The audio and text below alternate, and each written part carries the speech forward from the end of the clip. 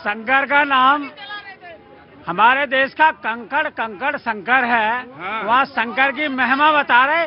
शंकर वो थोड़ा फिरोजाबाद में भी पता कर लेते। सब जगह पता कर लेंगे, सुनते जाइए, आपको भी आराम मिलेगा। अरे हम तो कौन स्टेटमेंट बता दें, लेकिन वो डिरेल हो जाएगी, डिबेट उधर चली जाएगी। नहीं तो आप ही के नेता हैं, जिलाध्यक्ष हैं, सुना स्टेटमेंट देखा होगा आपने। फिर बहुत सारे वो भी नहीं, हम तो ताजा स्टेटमेंट बता रहे हैं। मंत्रियों का भी बता दिया। हम सारे बताएंगे। शंकर, अरे बोले तो शंकर जी जहर पीते हैं। हाँ। और आप लोग जहर उगलते हैं। शंकर पीते हैं जहर, और ये बीजेपी वाले आपके मुताबिक जहर उगलते हैं। यही लोग हैं जो 80-20 का नारा देते हैं। हाँ। यही लोग हैं जो अली बजरंगबली का नारा देते हैं। यही लोग हैं शमशान कब्रिस्तान का नारा देते हैं। और बात किसकी बात करेंगे? राम, जो त्याग है, तपस्या है, प्रेम है, सद्भाव है, उनकी बात करते हैं। उनके बारे राम ही केवल प्रेम प्यारा और जान ले जो जाना नारा। और राम शंकर जी की बात करते हैं। और शंकर जी कौन? जो जहर को पीते हैं। ये जहर उगलते हैं। शिवद्रोही ममदास कहावा, सो नरमोई सपने उन्हीं भावा। इन्होंने कहा कि जहर पीते हैं शंकर जी, तो यह सनातन ने भी तो जहर ही पी गया। जब हजारों राम भक्तों को गोलियां चला के आपने उस नदी में, सरयू में बांध के फेंका, तो ये जो पूरा भव्य बहुसंख्यक समाज था, अगर अपने घर से बेलन और चिमटा लेके भी निकल पड़ता, तो एक समाजवादी को भागने के लिए जमीन को पड़ जाती। बड़े कितनी जोर से बोल रहे हैं। वही नेताजी के मुख्य सचिव कौन थे? नृपेंद्र मिश्रा ने दिया आदेश, और उनको क्या बना दिया? देखो सुनो मेरी बात। देखो उस दिन नृपेंद्र मिश्रा वाली डिबेट उस दिन तय हो गई थी कि देखो मेरी बात सुनो। जब मैंने कहा कि इंदौर वाली बात आई, तो तुमने कहा कि अधिकारी दोषी हैं। फिर तुमने कहा नहीं, अधिकारी नहीं, नेता दोषी हैं, इस्तीफा दें। तो फिर सवाल यह है कि कौन कहाँ दोषी है, इसको तो पहले मान लो। बात ये भी करो कि नेताजी को दोषी बना रहे हो, तो मैं भी पूछूंगा कि वो तो मंदिर ट्रस्ट का अध्यक्ष बनाने के लिए नृपेंद्र मिश्रा ही मिले थे, उनको तो बना दिया और दोष हम पे देते हो। और जहां तक मनरेगा की बात है, गांधी जी का नाम हटाने की बात है। गांधी जी कौन थे? जो हेराम बाद में भी बोला कि जन्म जन्म मुनि यतन कराई, अंत राम मुख आवत नहीं। उनके भी मुख से अंत में राम नहीं आता, लेकिन गांधी जी राम बोले। देखो चाहे कोई हो, राम आखिर में आता ही है मुंह से। हाँ, आता है। भैया जी, हमारे दुबे भाई साहब कह रहे थे कि ये लोग जो है जहर उगलते हैं, और ये 80-20 बजरंग बली अली बजरंग बली। अरे हम बेशक करेंगे 80-20 इस रूप से करेंगे कि 80% जो हमारे हैं उनका भी विकास करेंगे और 20% का भी विकास करेंगे। बजरंग बली का भी देखेंगे और आपके पर्व जो अली को मानते हैं उनको भी देखेंगे, क्योंकि सबका साथ सबका विकास की बात करते हैं। लेकिन फिर मैं कोट करूंगा, देश की सनातन संस्कृति पहचान है और इसके लिए सीना ठोक के खड़ा होंगे, कोई शक नहीं है। अब ये बात आते हैं इनके बात पे, कह रहे बार बार नेहरू जी को ले आते हैं, नेहरू जी को याद करते हैं।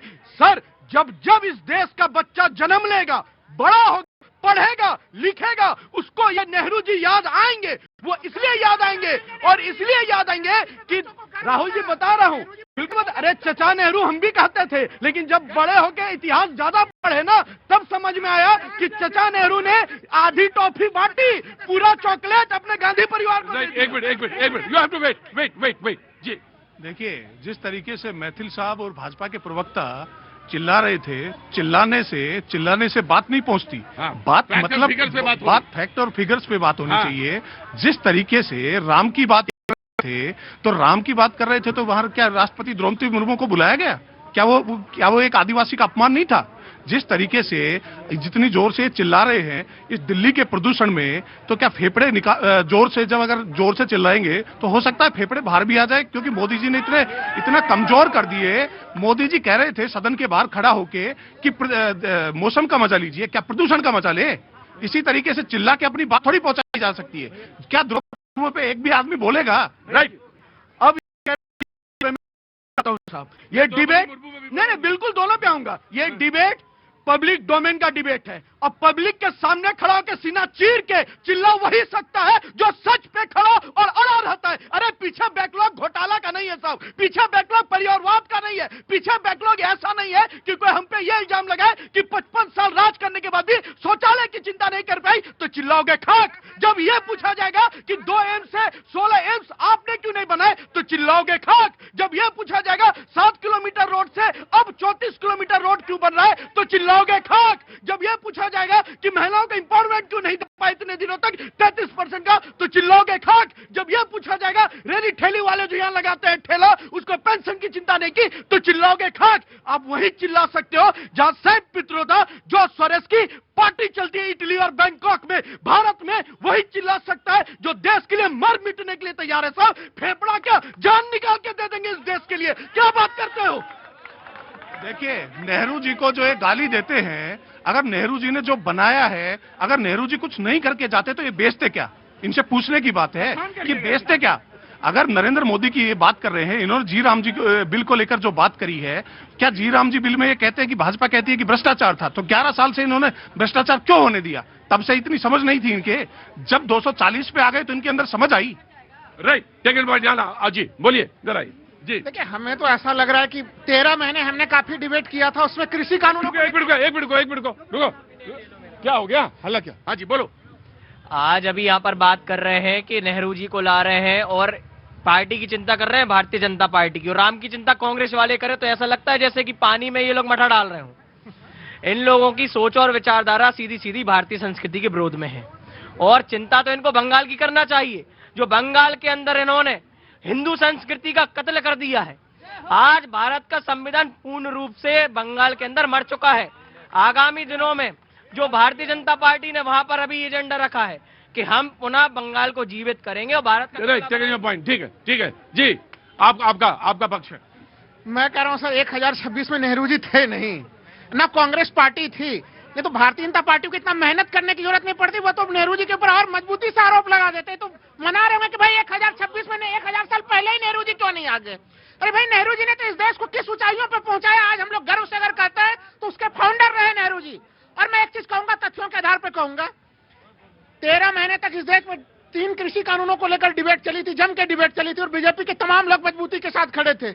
हमें तो ऐसा लग रहा है कि कहीं ऐसा ना हो कि खूब डिबेट कर करके अंतिम में जी राम जी में इन्हें संशोधन करने की जरूरत ना पड़ जाए, क्योंकि तथ्य मैं भी कुछ रखूंगा सर। नहीं तो अगर कोई आपका ऐसा पॉइंट है जिसको जो कि बहुत महत्वपूर्ण है, बिल्कुल सर, उसको रखा जाना चाहिए। उसको अगर उसको जरूरत पड़ेगी तो सरकार लेगी, उसमें कहां से। लेकिन आप सिर्फ ये कह के भागे कि नहीं भागे मत, आप कोई पॉइंट लाइए, सुझाइए, उसको रखिए और लेना पड़ा। मैं तथ्य रख रहा हूं सर। 25 अप्रैल 2025 को ग्रामीण विकास विभाग के जो संसदीय समिति है उसने रिकमेंडेशन किया, और हम लोग जानते हैं कि संसदीय समिति में सत्तारूढ़ पार्टी और विपक्ष तमाम लोग होता है, सत्तारूढ़ पार्टी का बहुमत भी होता है, और उसमें समीक्षा की गई थी मनरेगा की योजना को लेकर, और उसमें बताया गया कि मनरेगा की योजना बहुत शानदार योजना है, बड़ी खुशी वाली बात हुई।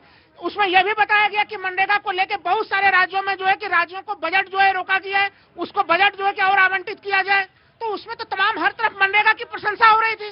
तो 25 अप्रैल को मनरेगा की प्रशंसा हो रही थी 2025 को संसद में।